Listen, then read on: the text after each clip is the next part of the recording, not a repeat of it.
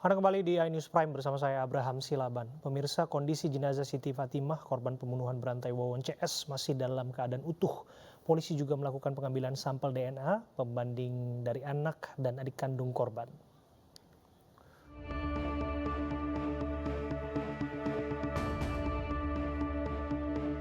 Penyidik Subdit Jatanras Ditreskrim Polda Metro Jaya masih mendalami kasus pembunuhan yang dilakukan Wawon CS.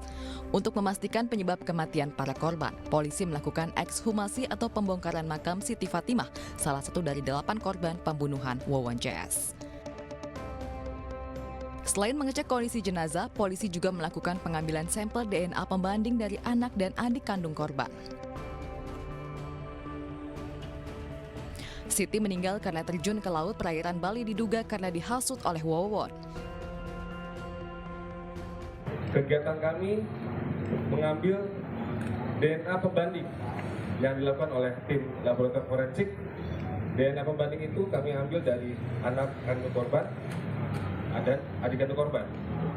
Nanti jenazah akan kami bawa ke Jakarta untuk dilaksanakan otopsi oleh tim kedokteran forensik Rumah Sakit Polri, RSCM, dan UI. Selain itu, kegiatan kami juga melaksanakan pemeriksaan terhadap saksi-saksi seperti kakak ipar korban dan adik kandung korban. Yang pertama mengetahui kematian korban melalui media sosial, dan kakak iparnya yang menemui korban atas nama Noneng di Batu. Selain Siti Fatimah, makam istri kelima Wawon yakni Halimah yang juga jadi korban pembunuhan Wawon diekshumasi. Halimah merupakan warga Cililin, Kabupaten Bandung, Jawa Barat.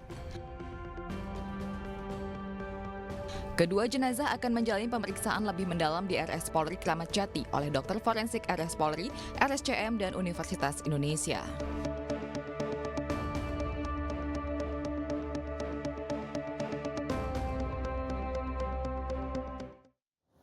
Polisi terus menyelidiki kasus pembunuhan berantai yang terjadi di Cianjur dan Bekasi, Jawa Barat dengan tersangka Wawon CS. Polisi menduga ada motif pembunuhan selain ekonomi karena anak dan keluarga menjadi korban pembunuhan.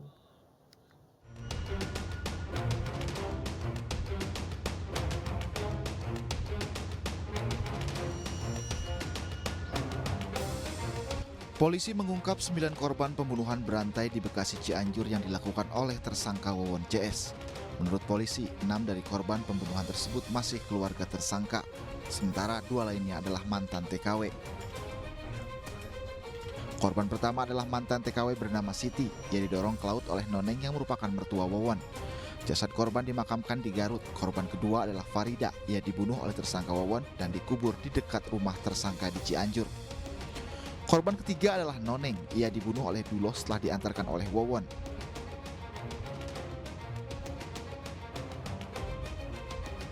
Sementara korban keempat adalah Wiwin yang merupakan anak Noneng. Kedua korban dibunuh dalam hari dan dikubur di lubang yang sama.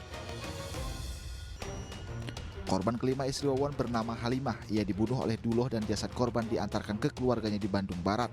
Tersangka menyebut korban meninggal karena sakit. Setelah Halimah meninggal, Wawon kemudian menikah dengan Ai Maimunah yang merupakan anak kandung Halimah. Dari pernikahannya ini memiliki 2 anak yakni Bayu dan Neng Ayu. Bayu yang merupakan anak Wawon menjadi korban ke-6. Bayu dibunuh oleh Duloh dan dikuburkan di samping rumah Duloh. Sementara korban ke-7 hingga ke-9 adalah Ai Maimunah, Ridwan Abdul Aziz, dan Riswandi. Korban diracun di rumah kontrakan di kawasan Bekasi, Jawa Barat oleh tersangka Duloh. Dari 5 orang yang diracun, 2 diantaranya selamat, yakni Dede Solehudin dan Neng Ayu. Namun belakangan, Dede Solehudin ditetapkan menjadi tersangka bersama Wawon dan Duloh. Dede ikut minum racun untuk meyakinkan para korban lain. Dari pengakuan tersangka, mereka menipu korban dengan janji bisa meningkatkan kekayaan dengan menggandakan uang. Menurut polisi, para tersangka meraup kurang lebih 1 miliar rupiah dari para korban. Polisi terus menyelidiki pembunuhan berantai ini termasuk mendalami adanya motif lain selain ekonomi. Kemudian terkait dengan dana-dana kita masih mendalami hasil keterangan daripada tersangka, mungkin kurang lebih 1 miliar. Itu masih kita dalami lagi, jadi belum tuntas. Ini masih kita dalami, ini kan baru 2 hari yang lalu. Ya. baru 2 hari yang lalu kita akan dalami. Jadi penyidikan kami ini sifatnya berkesinambungan. Dari ketemu fakta ini kita dalami lagi, ketemu fakta ini kita dalami lagi, sehingga bisa apakah ada kemungkinan tersangka yang lain ataupun korban yang lain, kita akan tuntaskan semua itu, termasuk dengan motif. Dan secara preemptif tentunya ini bisa memberikan waspadaan pada masyarakat agar tidak mudah terjebak dalam pola-pola kejahatan atau modus operandi yang dilakukan oleh tersangka ini. Akibat perbuatannya, 3 tersangka dijerat pasal 340, 338, dan 339 Kitab Undang-Undang Hukum Pidana terkait pembunuhan berencana. Penyidik Polda Metro Jaya juga membuka posko aduan di Cianjur, Jawa Barat untuk menjaring terduga korban penipuan atau bahkan pembunuhan Wawon CS yang lain. Tim Liputan iNews melaporkan. Kemudian kaget, tapi kemudian Yosua mengancam Yang Mulia. Kemudian istri saya menyampaikan dia kemudian melakukan perkosaan terhadap istri saya. Saya tahu kapan kamu bohong, kapan enggak. Cerita kamu nggak masuk di akal. Kalian karena buta dan tertuli, makanya saudara tidak mendengar dan tidak melihat.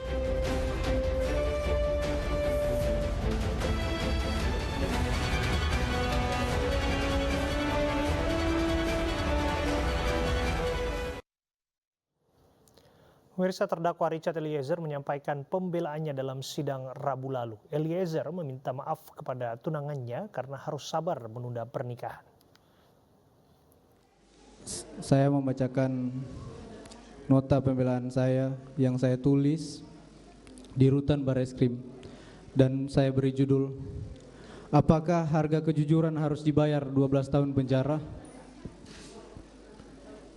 Yang Mulia Ketua dan anggota Majelis Hakim, yang terhormat Jaksa Penuntut Umum, tim penasihat hukum, dan para hadirin yang saya hormati. Puji syukur kehadirat Tuhan Yang Maha Esa, sehingga pada saat ini saya masih diberikan kesempatan untuk mengikuti jalannya persidangan ini dalam keadaan baik dan sehat.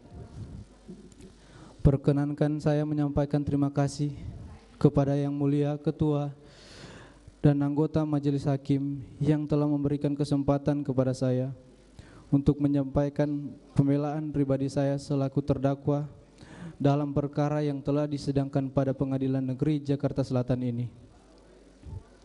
Majelis Hakim yang saya muliakan, pertama-tama saya ingin menyampaikan permohonan maaf sekali lagi yang sebesar-besarnya serta pengampunan terutama kepada keluarga dari almarhum Bang Yos. Tidak ada kata-kata lain yang dapat saya sampaikan selain permohonan maaf dan penyesalan yang mendalam atas apa yang telah terjadi kepada almarhum Bang Yos dan keluarga Bang Yos. Juga kepada kedua orang tua saya dan keluarga saya. Mohon maaf Mama, Papa, maafkan saya atas peristiwa yang terjadi ini, sehingga membuat Mama dan Papa serta keluarga bersedih dan kelelahan. Maafkan kalau karena kejujuran saya ini sudah membuat Mama sedih harus melihat saya di sini. Saya tahu Mama sedih, tapi saya tahu Mama bangga saya berjuang untuk terus menjalankan perkataan Mama, menjadi anak yang baik dan jujur. Saya berterima kasih Mama, selalu ada mendukung saya di sini. Pak, maafkan saya Pak, karena akibat peristiwa ini Papa harus kehilangan pekerjaan. Terima kasih untuk Mama dan Papa karena telah mengajarkan nilai-nilai kebaikan, kejujuran, dan kerja keras dalam hidup saya dan kakak saya sejak kami kecil.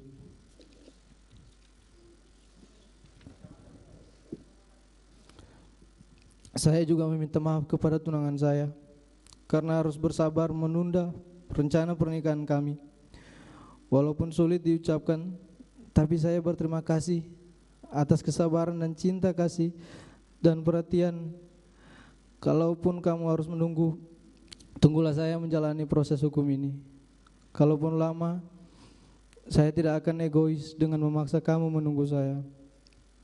Saya ikhlas apapun keputusanmu, karena bahagiamu adalah bahagiaku juga.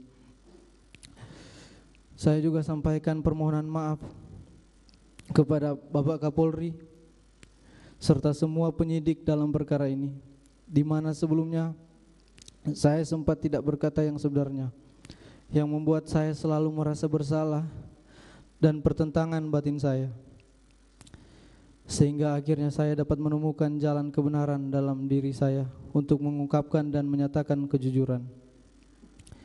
Majelis hakim yang saya muliakan, bahwa menjadi anggota Polri, khususnya bagian dari keluarga Korps Brimob, adalah suatu mimpi dan kebanggaan bagi saya dan keluarga. Setelah menjalani 4 kali tes Bintara dan terakhir tes Tamtama, yang dimana sepanjang perjalanan tes yang berkali-kali dari tahun 2016 hingga 2019, 4 tahun saya pun juga tetap bekerja sebagai supir di sebuah hotel di Manado untuk membantu orang tua saya, karena saya tahu untuk menjadi.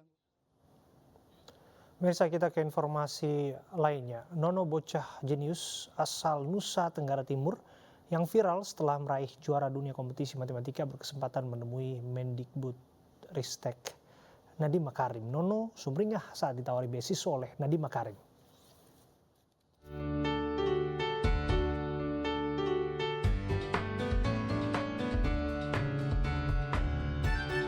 Caesar Archangeles Hendrik Meotunai atau Nono, bocah jenius asal Nusa Tenggara Timur, viral setelah meraih juara 1 Olimpiade Sempoa Internasional Matematika. Nono pun berkesempatan bertemu dengan Menteri Pendidikan, Kebudayaan, Riset, dan Teknologi Mendikbud Ristek Nadiem Makarim diinisiasi oleh MNC Media. Di kantor Kemendikbud Ristek, Jalan Jenderal Sudirman, Jakarta Selatan, Nadiem bahkan sempat menguji keahlian Nono dalam berhitung. Tuh, siap-siap. Boleh ya? Oke, nih duluan. Nih, biar kelihatan. Kelihatan nggak? Nono, lihat soalnya tangannya, nak. Gitu. 162. Berapa? 162. Hah?